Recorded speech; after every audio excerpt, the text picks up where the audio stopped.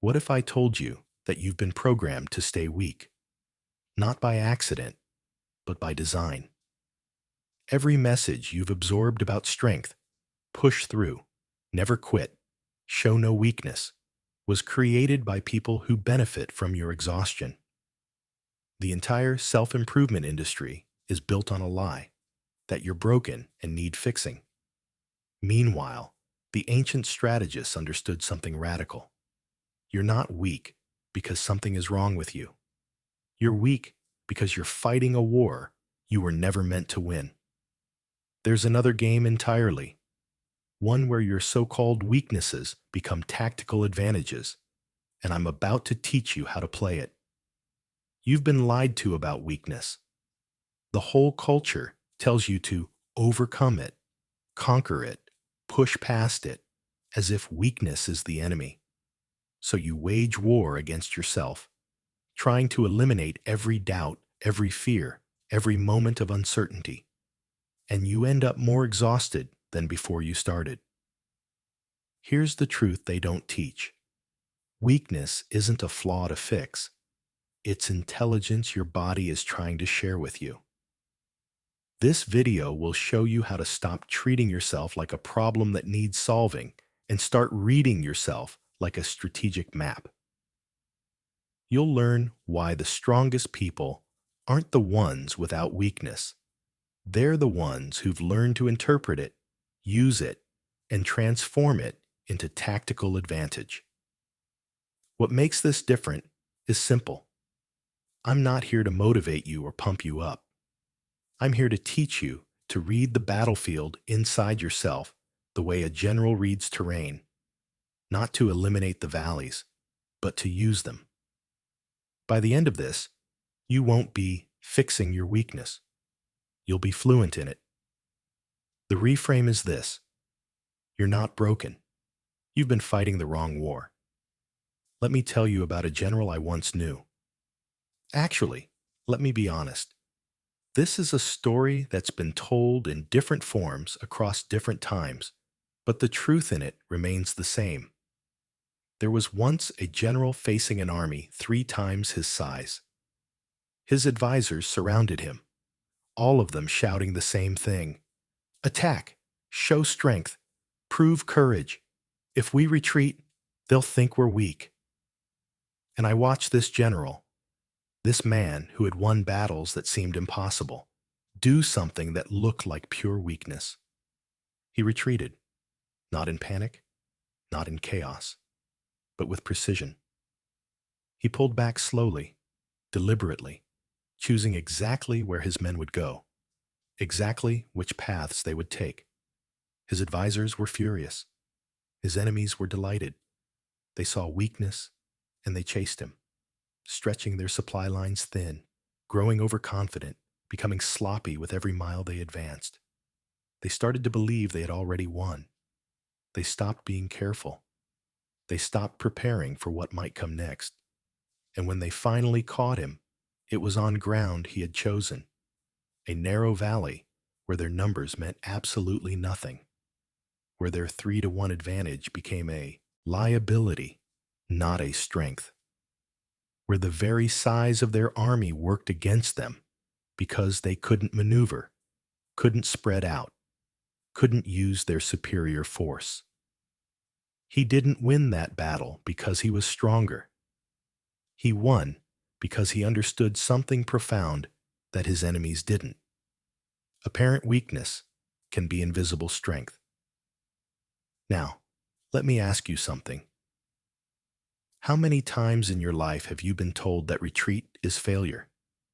That hesitation is cowardice? That any form of yielding, any moment of stepping back, any instance of not pushing forward with everything you have is defeat? I'm willing to bet it's been thousands of times. From your parents, your teachers, your coaches, your bosses, the motivational videos you watch, the books you read, the entire cultural conversation about success. Push through, never give up. Winners never quit, and quitters never win. All of it. But what if your doubt is your mind telling you, not here, Not now, not this way. What if your anxiety is reconnaissance, scouting danger you haven't consciously noticed yet? What if your sensitivity isn't fragility, but high-resolution perception?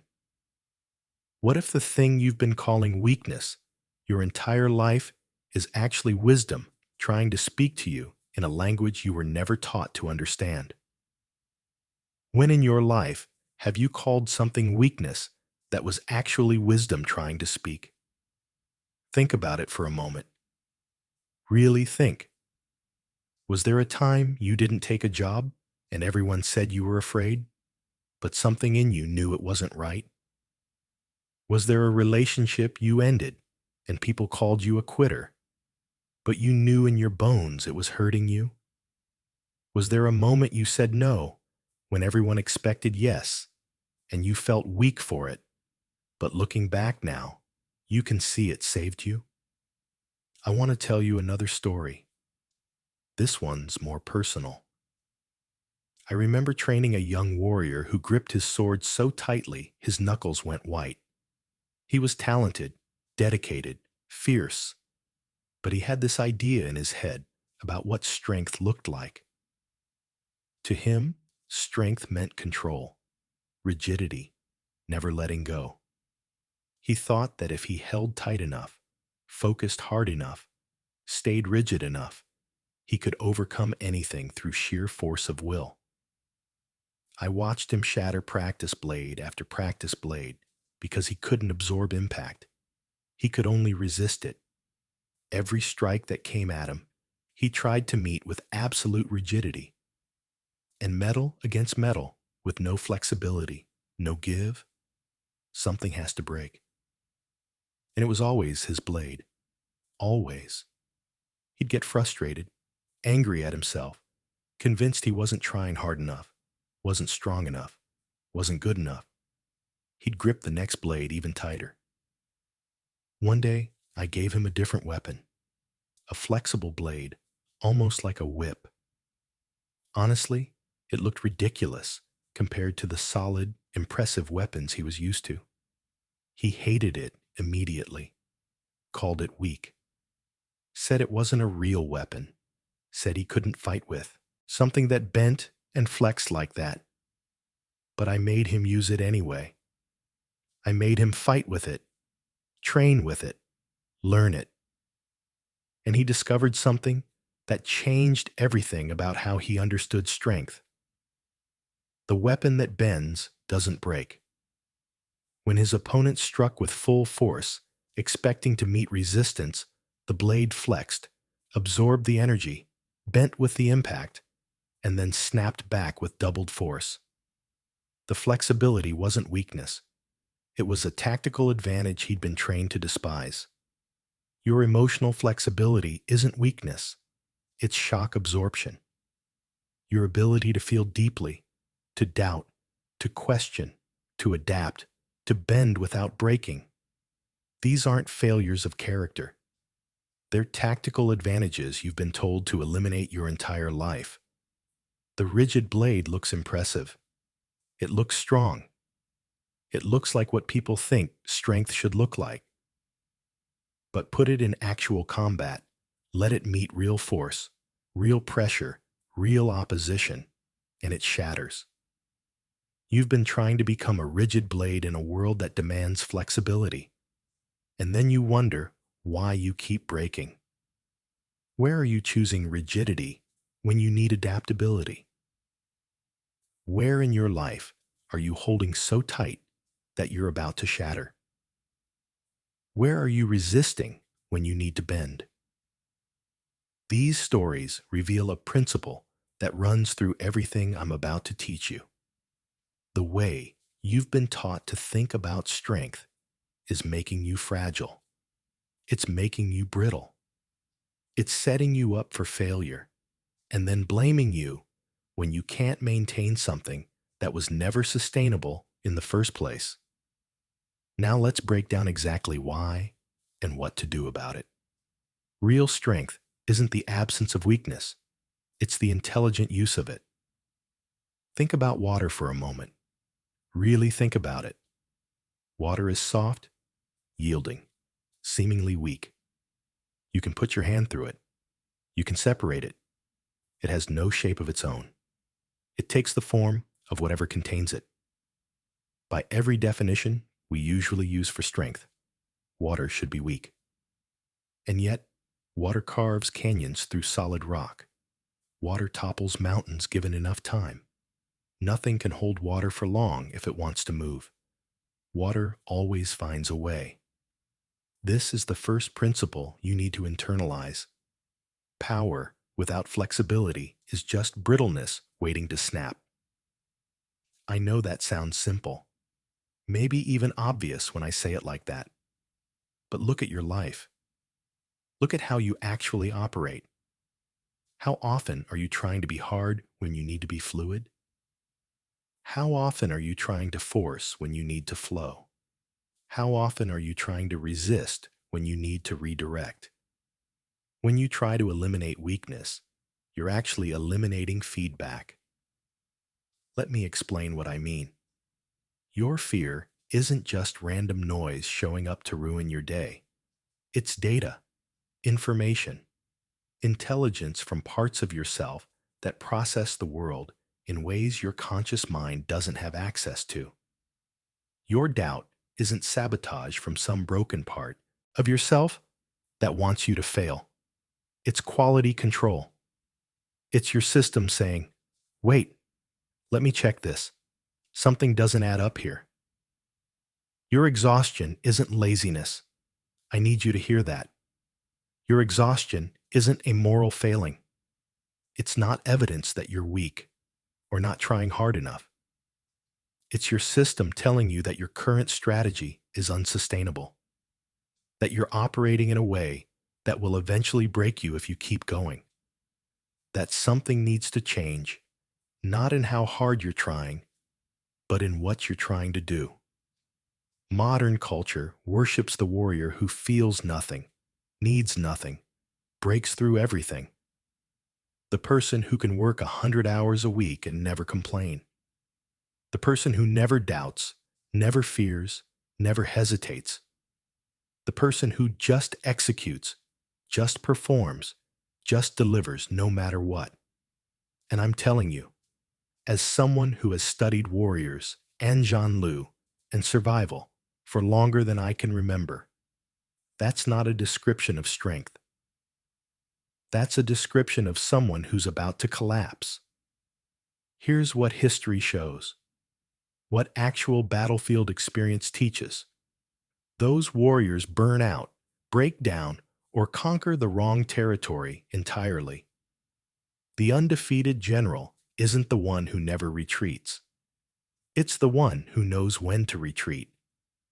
It's the one who can read the situation clearly enough to know when fighting is wise and when fighting is suicide. Stop asking, how do I overcome this weakness? Start asking, what is this weakness trying to tell me? Your body and mind aren't betraying you. They're not sabotaging you. They're not evidence that something is fundamentally wrong with you. They're trying to navigate you towards survival and victory using the best information they have. You've just forgotten how to listen. You've been trained to ignore them, to override them, to treat them like enemies instead of allies. What if your weakness is actually working correctly and you've been misinterpreting its signals? What if anxiety isn't a disorder, but a detection system? What if depression isn't a chemical imbalance, but a biological shutdown when you're living in a way that's misaligned with what you actually need? What if your sensitivity isn't too much, but everyone else's is too little? You know the famous line, if you know the enemy and know yourself, you need not fear the result of 100 battles. I said it. I stand by it. But here's what gets missed. Most people spend their entire lives not knowing themselves. Not really. They know their resume. They know their job title. They know their roles.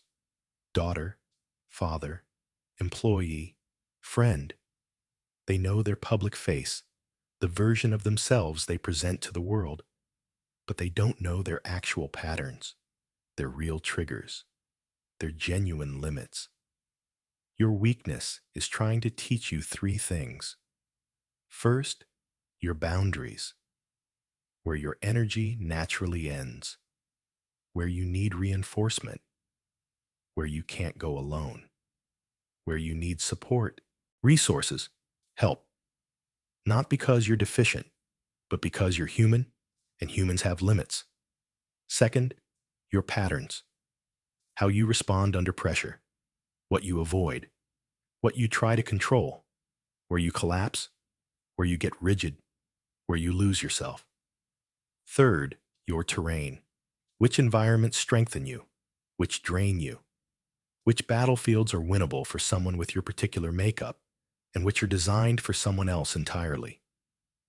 When you ignore weakness, you enter every battle blind.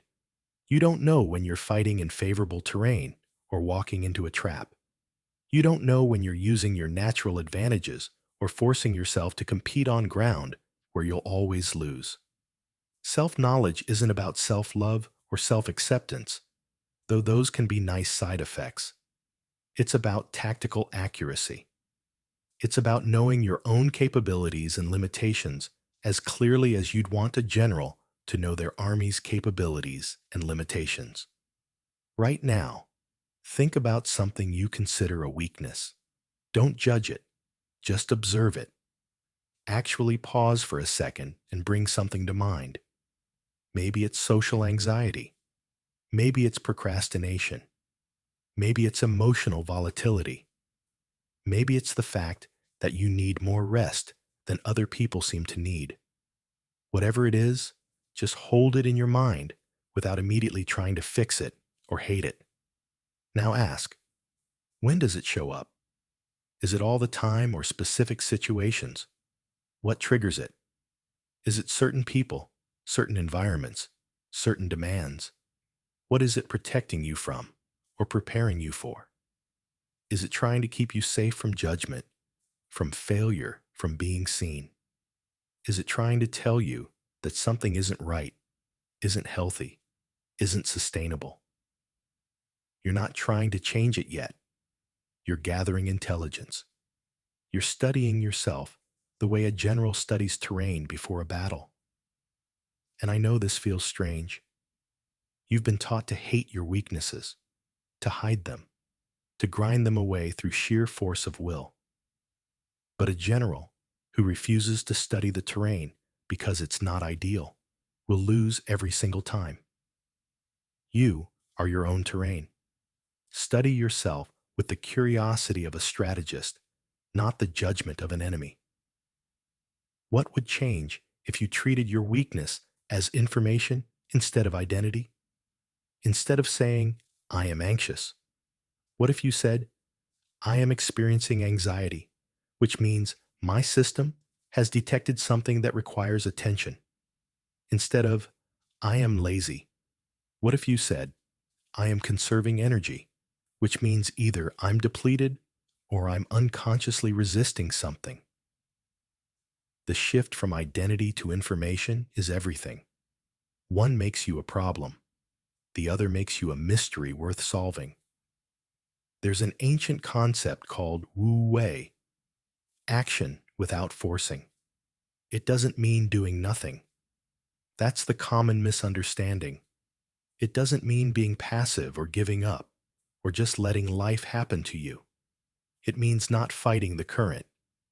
It means not expending massive amounts of energy trying to force something that has a natural direction already. A skilled sailor doesn't create wind. They can't.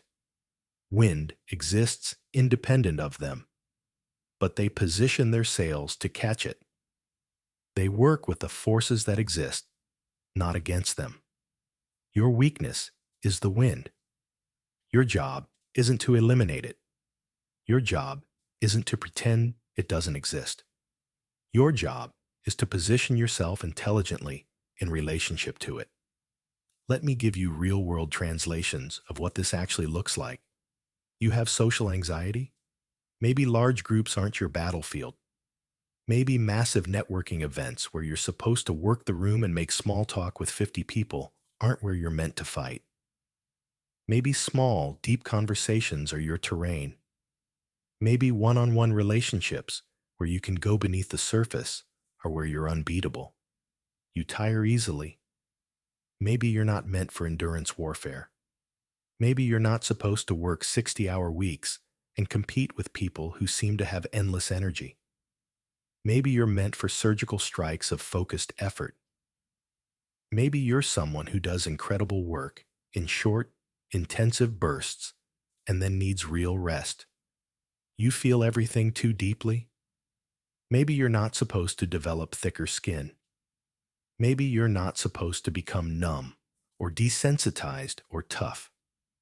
Maybe you're supposed to be the one who notices what others miss, the one who perceives nuance, reads rooms, understands the unspoken dynamics that everyone else is oblivious to.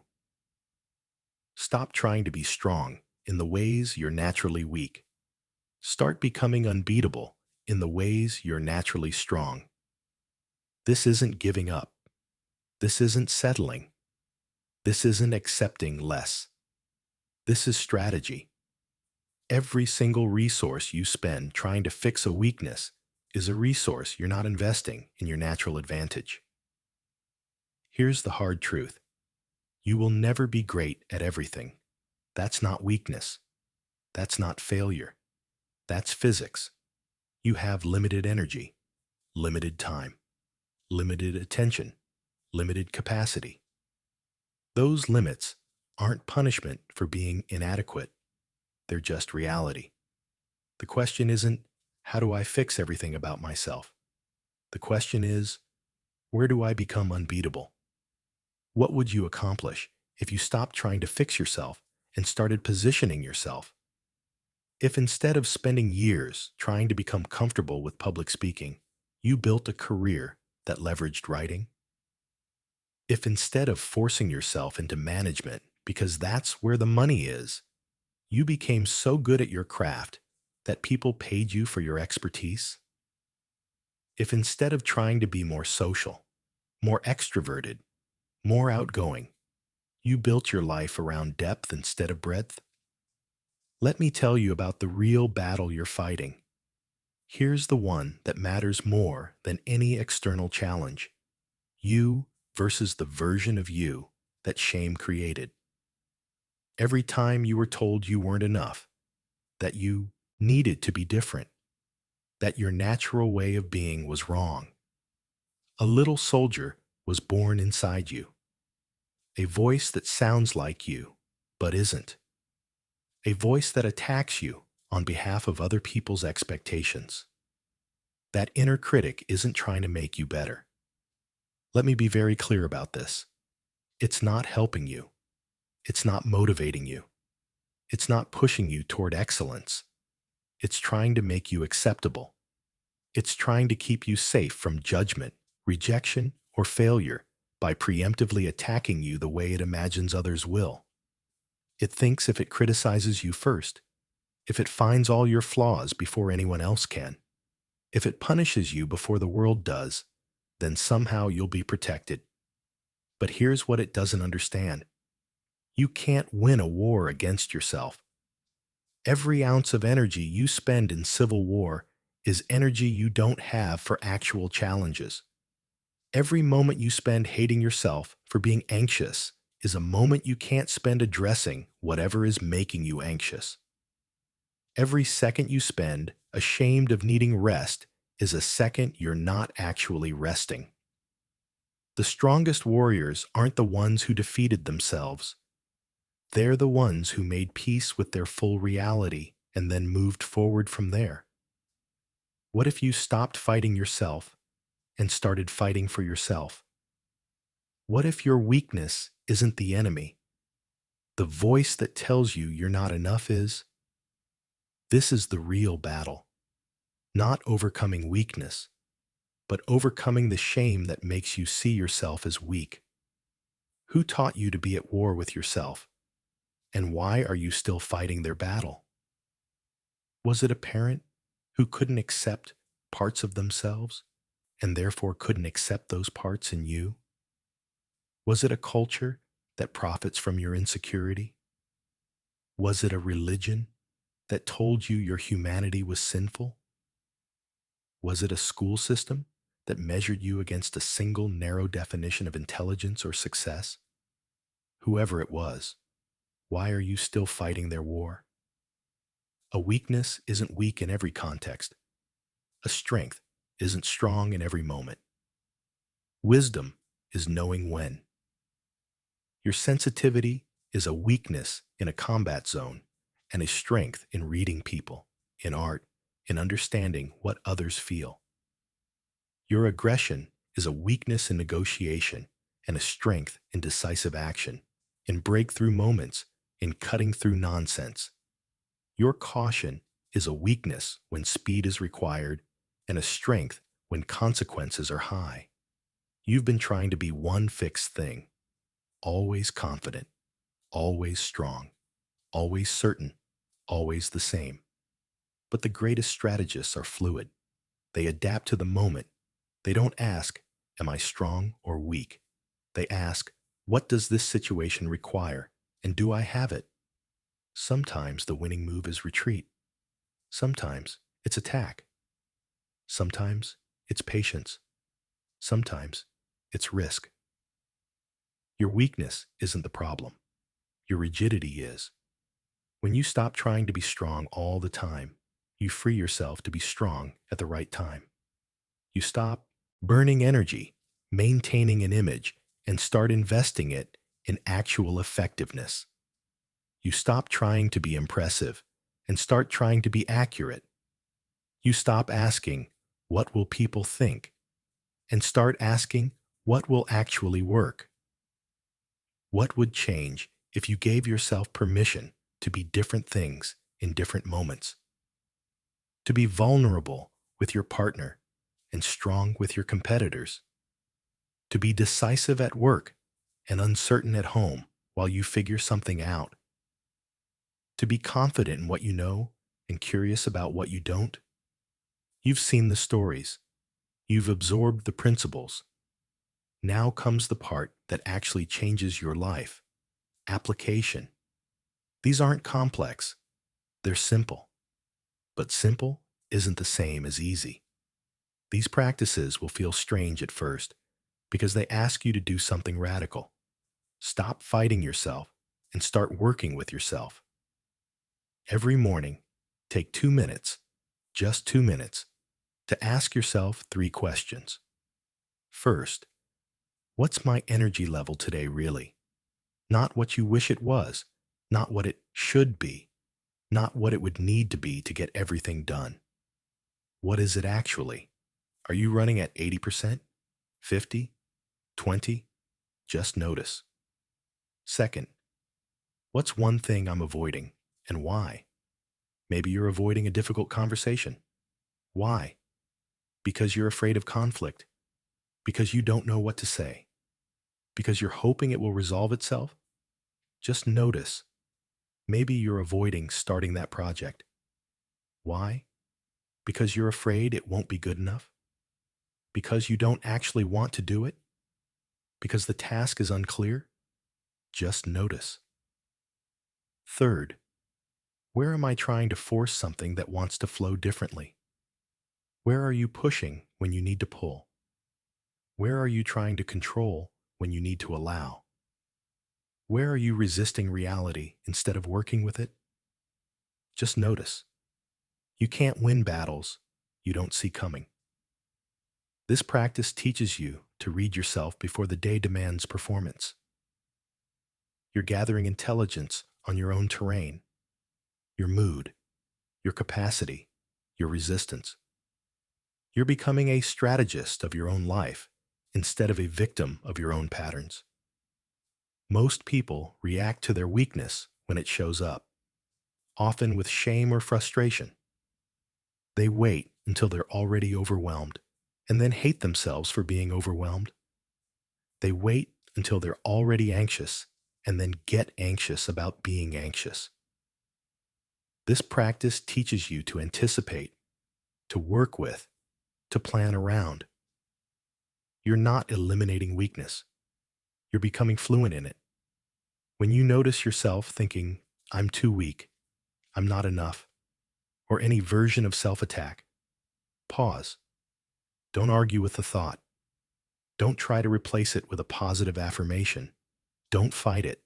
Instead, ask, what is this feeling trying to protect me from or prepare me for? For example, I'm too anxious becomes, my system is detecting a threat. What is it? Maybe it's a real external threat. Maybe it's an old pattern being triggered. Maybe it's your intuition picking up on something your conscious mind hasn't articulated yet. You don't know until you ask. I'm too sensitive becomes, I'm perceiving something others are missing. What? Maybe you're picking up on tension in a relationship that hasn't exploded yet. Maybe you're noticing the early signs of a project going off track. Maybe you're reading a room in a way that gives you strategic information. Your sensitivity isn't the problem. Ignoring what it's telling you is. I can't do this becomes, I need a different strategy. What would work? Maybe you can't do it the way you're currently trying, but there's another approach. Maybe you can't do it alone, but you could with help. Maybe you can't do it right now, but you could after rest or preparation. You're training your brain to see weakness as information instead of identity. Over time, this dissolves the shame response and activates the strategic response. You stop being at war with yourself and start being curious about yourself. You stop asking, what's wrong with me? And start asking, what am I trying to tell myself? This won't feel natural at first. Your brain is wired for self-attack because that's what kept you safe in your past. Attacking yourself before others could attack you felt like protection. Making yourself small to avoid rejection felt like survival. But every time you reframe, you're carving a new neural pathway.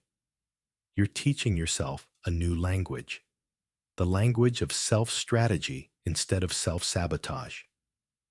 Make a list of 3 environments where you feel naturally strong and 3 where you feel chronically drained. This isn't about good or bad. It's not about judging yourself for what drains you. It's about terrain. A fish is strong in water and weak on land. That's not a moral failure of the fish. It's just physics. Maybe you're strong in one-on-one conversations, creative work, and structured routine. Maybe you're drained by large networking events, multitasking, and constant interruptions. Write it down. Look at it clearly. Then, over the next month, deliberately spend more time in your power zones and less time forcing yourself into drain zones. You've been trying to be strong everywhere. That's impossible. No general tries to be strong everywhere. They'd spread their forces too thin and be strong nowhere. The smartest generals don't fight on every battlefield. They choose favorable terrain. When you stop forcing yourself into contexts that drain you and start positioning yourself in contexts that amplify you, you stop needing to overcome weakness. You outmaneuver it. You're allowed to say no to situations that require you to be someone you're not. That's not weakness. That's strategy. You're not giving up. You're conserving resources for battles you can actually win. You're not settling. You're optimizing. Once a week, intentionally do something opposite to your usual pattern. If you're always in control, surrender control for an hour. Let someone else decide. Let something unfold without your management. If you're always accommodating, set a firm boundary. Say no without explanation or apology.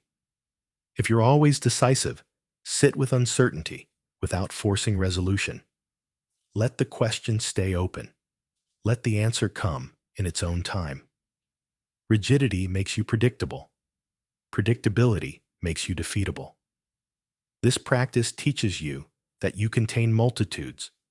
You're not just one fixed thing. When you can access different modes, different responses, different ways of being, you become unreadable and adaptable.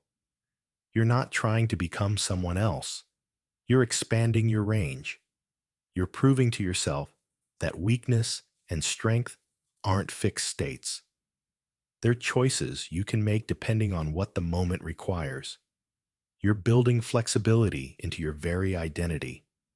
These practices aren't about perfection. You'll forget them. You'll resist them. You'll fall back into old patterns and spend weeks beating yourself up before you remember you're not supposed to be doing that anymore.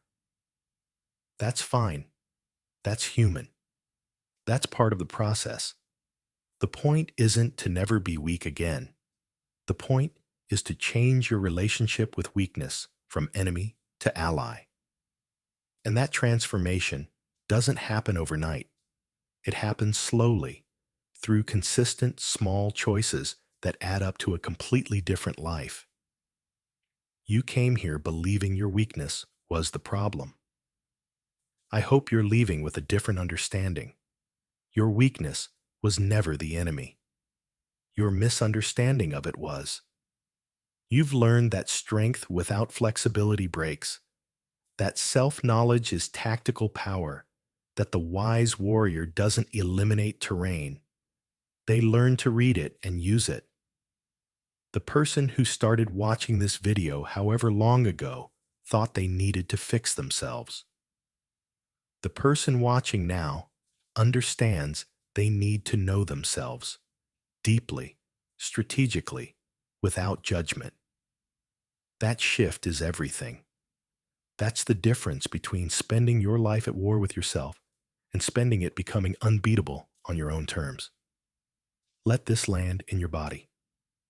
Not just your mind, your body, your bones, your breath. You are not broken. You are not too much or not enough. Your weakness is not a flaw. It's a language you haven't learned to speak yet. You are the battlefield, the general, and the victory. Everything you need is already inside you. Stop fighting yourself. Start knowing yourself, and watch what becomes possible. If something in this video shifted the way you see yourself, even slightly, even just a crack in the armor you've been wearing, let me know in the comments.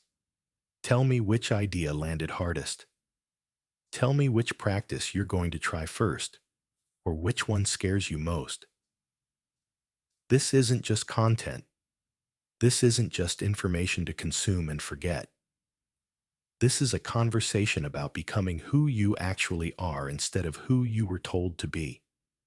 And if you want more of this kind of perspective, ancient strategy applied to modern life, the real stuff that actually changes things, not the surface-level motivation that fades by tomorrow, subscribe. Not for me. Not because I need your subscription, but because you deserve to keep learning how to stop fighting yourself and start winning. You deserve perspectives that treat you like an intelligent, capable person who just needs better maps, not more shame. You're not weak. You never were. You've just been fighting the wrong war. Now go win the right one.